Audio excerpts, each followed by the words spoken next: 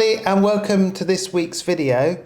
We had a major event in school last week because we were hosting a conference for an organisation called SPAN, and we had teachers from around the world, and also it was done in partnership with CIS, Council of International Schools, so it was really a major event, and we have a big part to play with SPAN. I have Claudine with me. Claudine is the Head of Transitions and Student Support, and she's going to talk a little bit about SPAN, what it is, our partnership with SPAN, why we have such an important role with them, but perhaps most importantly, why that conference and what they're doing is so important for the international school world. So I'm going to pass over to Claudine. Claudine, tell us a little bit about SPAN. Thanks, Richard. Yes, SPAN stands for Safe Passage Across Networks, and it's an organization that came together, founded by Dr. Doug Ota, who is a researcher and a counselor, and he's been doing a lot of work on the importance of mobility, the importance of well-being. And SPAN is a home for anyone who's committed to positive transitions care and attachment security. And why is that important? I get asked all the time. And in Doug's latest research, which he did very recently, he's defending his PhD in January, very soon, is that he interviewed 1,000 students and looked at what is the role of an international school in relation to well-being and the sense of belonging within a school. And his research found that the school becomes like an object of attachment for the community that it belongs to.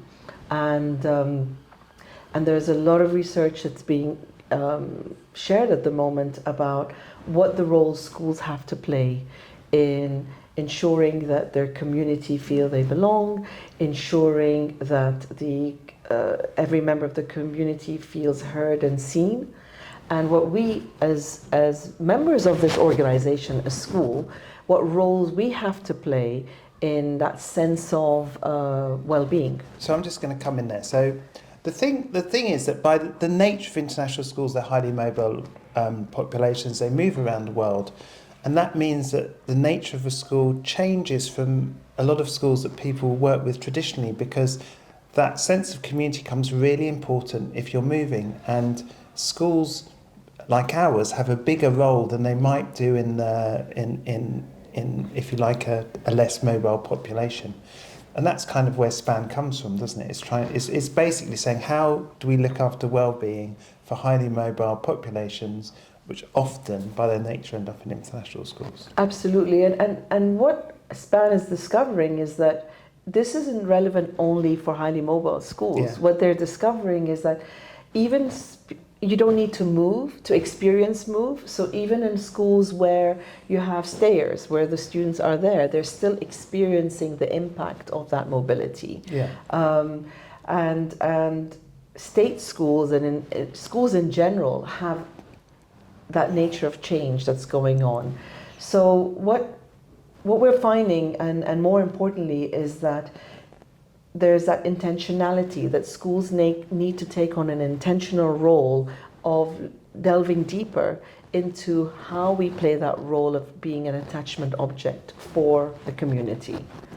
Now, that's, by the way, is the reason the Council of International Schools is interested, because the Council of International Schools has understood that there needs to be a larger focus on well-being, and it's tried to look to organisations it can work with that have a strong research base for exploring how schools better support well-being, and that's why the Council of International Schools has focused on SPAN. By the way, I'm just going to add, before we come back to Claudine, that in the bulletin this week you'll see information about the report from the Council of International Schools. We've had a fantastic report. It's been really good. But one of the things it really highlights as special in the school is our focus on well-being. And one of the reasons for that, there was a group, but one of them is our ongoing relationship with SPAN. Absolutely. And we also now have a relationship with ISCA, who are also part of this think tank. So what we had on Friday was a think tank of bringing together leaders in education, leaders in the world of psychology and counselors to come together, and even admissions folk, just people who are involved in bringing the community together in the same room, looking at Doug's latest research, which is quite revolutionary and the first of its kind, built on the work that even John Hattie did in his book Visible Learning, where he looks at how does this impact learning. Because at the end of the day, why is this all important? As a school, we are here to educate our children and our students, and whatever could be a barrier to that needs to be addressed. And the well-being is key to anything that will help us access learning. And so we have ISCA as well, the International Schools Counselors Association, also working with us. ISCA, CIS, ISL and SPAN all working together. Now Claudine is currently, she's not said yet, is chair of SPAN at the moment, and the reason that she's ended up in that position is we've really worked, we've been working a long time with SPAN now, and we've seen that as a focus for a while.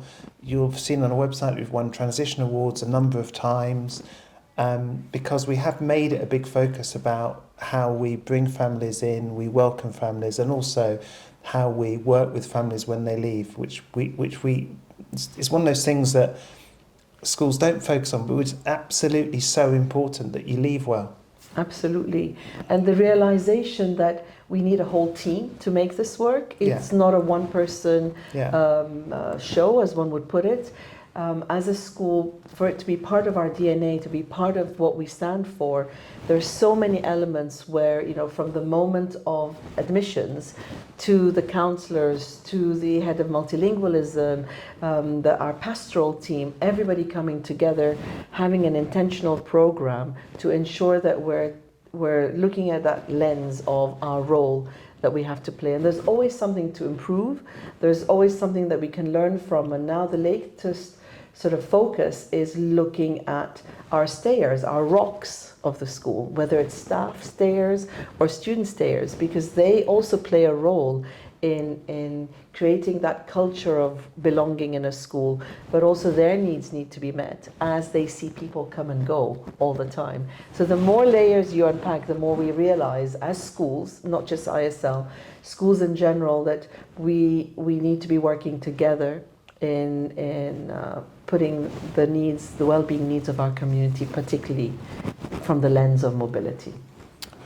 So there, everyone, there's an introduction to SPAN, its work, and also why, as a school, we've had such a long-lasting partnership with SPAN and why we value it so much. And we felt a real privilege having the conference here last week. But also, I know SPAN is very admirative of the work that we do in this area. And actually, we had a panel that demonstrated the way that we do transitions in this school. And the student voice. And the student because voice. We had student voice represented in this. So in the discussions that were had with researchers and educators and people in the field of positive transition scare, the voice at the table were our students, and we had student representation. Yeah. So everyone, there's an introduction to SPAN. You will be hearing ongoing information about SPAN because it's always a developing partnership. And as you know, transition is something that we highly value at ISL. So thank you, and I look forward to speaking to you all next week.